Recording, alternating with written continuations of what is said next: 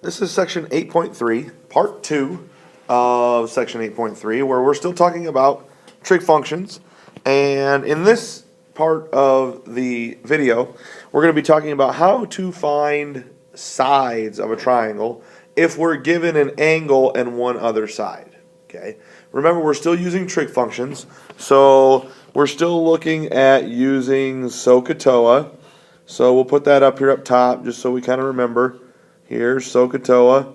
Every time you have an assignment or a test or something like that, I would make sure I wrote SOHCAHTOA up top just to help you remember how to find the sine, cosine, and tangent to find these sides. Now, this is a little bit different than what you did the last couple days, because the last couple days I just gave you the letter for an angle, and you matched up the opposite over hypotenuse, adjacent over hypotenuse, and opposite over adjacent, according to what function you use. Now, this one's a little bit different here, okay? On these ones, what you're going to do, and I'm going to kind of put this into a process here, a step process. One thing you want to do, identify the angle to use. Okay? That's the first thing you want to do. Identify the angle that you're going to use. Okay? The second thing you need to do, figure out what sides you know.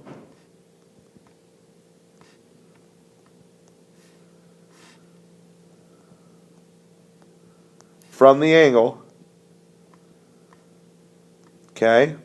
Once you figure out what sides you know from the angle, then you'll be able to figure out what trig side. And then you're going to substitute the trig function and solve. Okay? So really these are the three steps that we're looking at here as we go through to solve these. So, the first example here is the lighthouse. Find the height h of the lighthouse to the nearest foot. Okay, so first thing we want to do, identify the angle to use. Well, right now they give us this 62-degree angle right here. Okay, so we're going to use that 62-degree angle. And what we have to figure out now is what sides do we know from that angle? Well, I know that from 62, this side right here is the opposite side. And I know that this side right here is the adjacent side. Okay? So again, you're figuring out this is adjacent, this is opposite. So I have opposite and adjacent. And now you're going to go up here and look at your trig functions and figure out which trig function has opposite and adjacent. Well, TOA is the fact that the tangent of the angle equals opposite over adjacent. Okay, and you have the opposite side and the adjacent side. So what we're going to do now, we're going to plug this in. Instead of a letter for our angle, we're actually going to have a number to put in there. So the tangent of our angle is 62 degrees equals the opposite side, which is h, over the adjacent side, which is 100. And now we have an equation to solve. We want to solve for h. So to solve for h, I'm going to multiply by 100 on each side. And in this case, 100 times the tangent of 62 equals h. Now, depending on what kind of calculator you have, that'll determine on how you're going to punch this into the calculator. On certain calculators, you would just type in 100 times tangent 62. But if you're using your cell phone, you're going to have to type in 62, then hit the tan button on your calculator, and then take that times 100.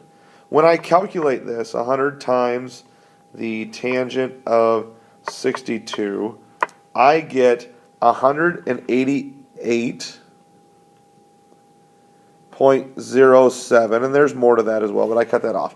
But now it says round it to the nearest foot. So the 0 means that essentially h is going to equal 188. So the height of the lighthouse is 188 feet. Okay? All right, now let's take a look here at this second example. On the second example, it says, you walked from one corner of a basketball court to the opposite corner. write and solve a proportion using a trig ratio to approximate the distance of the walk. So, again, first thing I want to do here, identify what angle I have. I have this angle. We're using the bottom right triangle here, okay? And what sides do I have from this angle? Well, I know I have 94 is opposite, and I also have the hypotenuse. Those are the two sides. Now again, as you look at your trig function, which trig function has opposite and hypotenuse?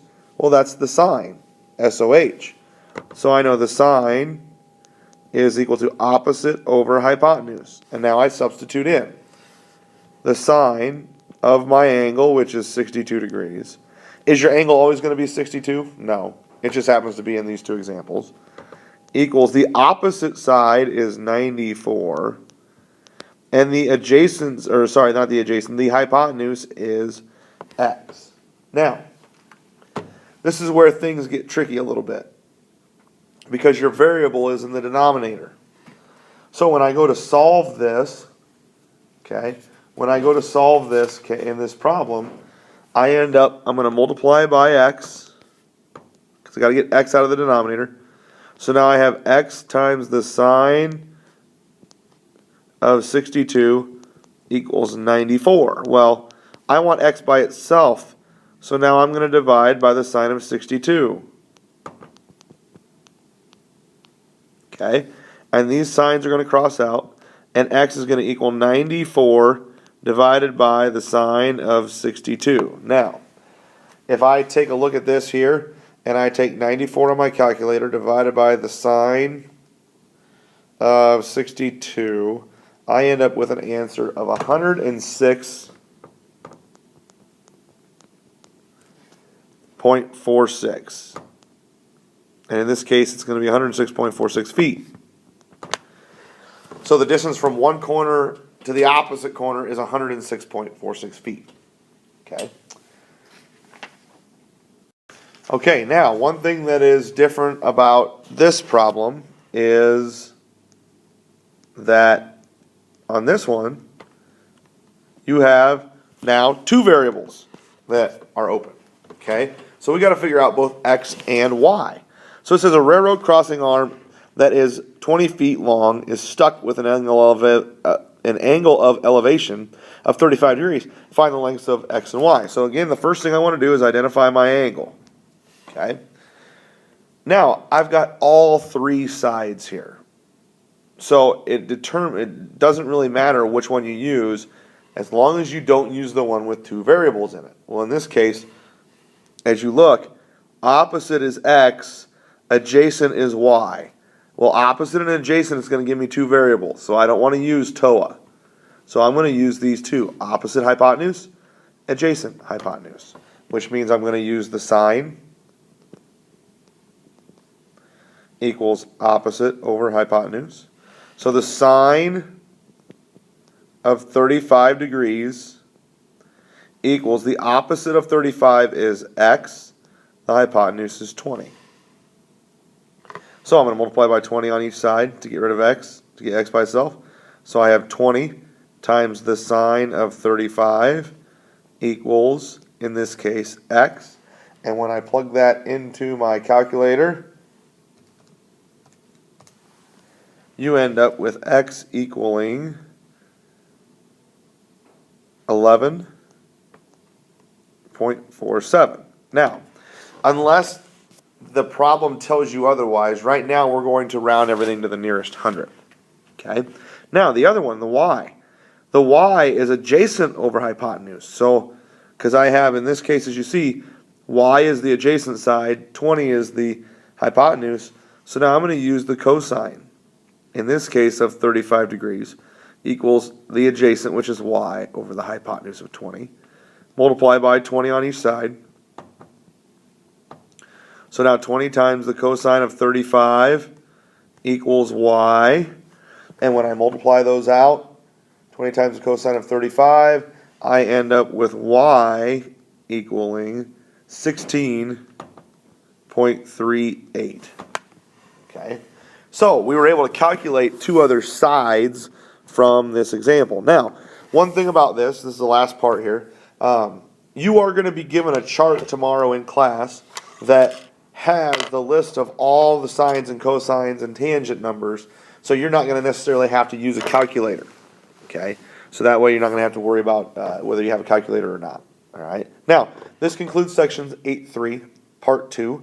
Make sure you complete your WSQ when you are finished watching.